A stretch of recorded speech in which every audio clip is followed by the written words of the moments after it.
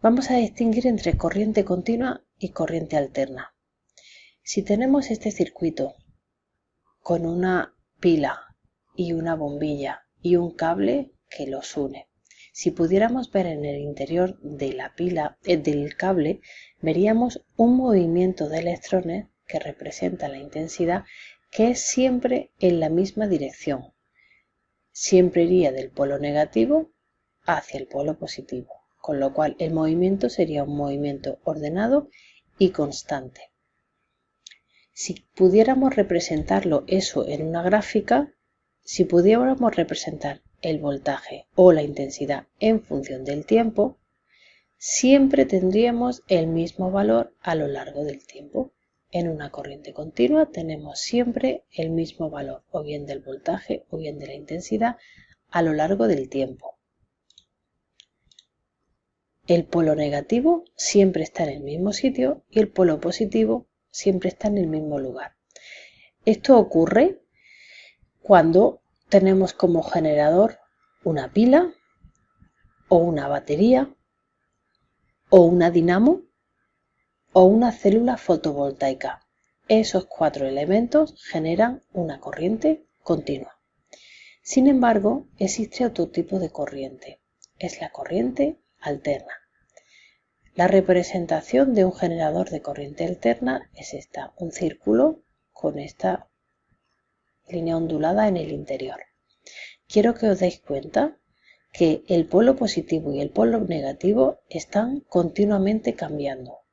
Si el polo negativo y el polo positivo cambian, quiere decirse que la dirección de la corriente también va a cambiar continuamente, porque siempre irá del negativo al positivo. Si pudiéramos ver el interior del cable, observaríamos cómo los electrones cambian continuamente de dirección, siempre siguiendo del polo negativo al polo positivo. Este tipo de corriente alterna, es la que nos llega a nuestras casas desde los centros de generación, desde todas las centrales que hemos estudiado. En concreto, el tipo de corriente que nosotros utilizamos tiene esta forma.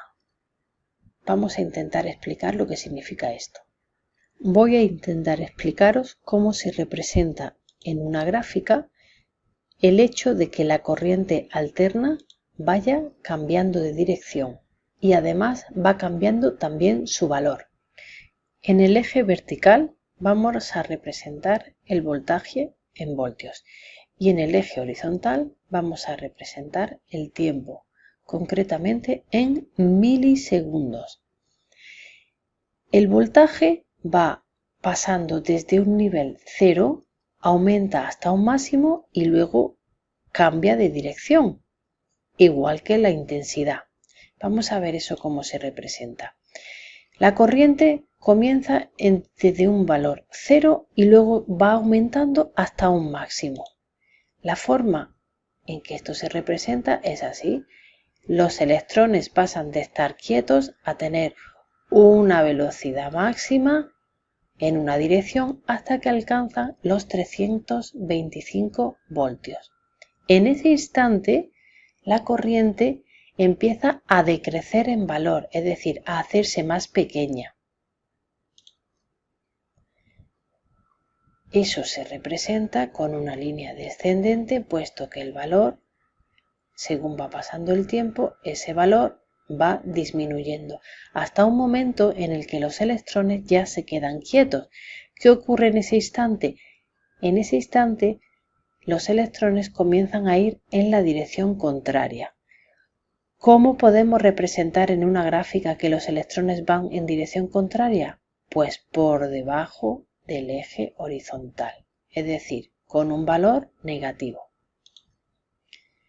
Empieza a decrecer hasta un punto máximo, que son menos 325, y de nuevo nos vamos a encontrar que la corriente se hace mínima hasta que llega a 0 y así. Esta onda, si os habéis fijado, desde el 0 al máximo al 0, otra vez dirección contraria y de nuevo al 0, ha sucedido en 20 milisegundos. Es decir, que esto se repite 50 veces en un segundo.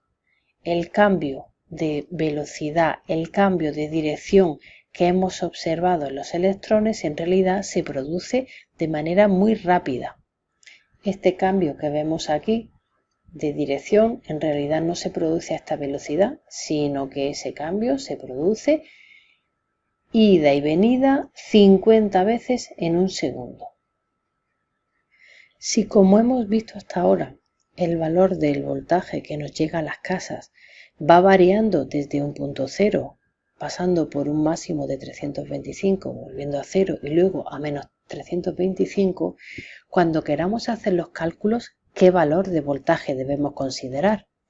Para esto se utiliza un término que se conoce como voltaje eficaz y sale de dividir el voltaje máximo partido por la raíz cuadrada de 2.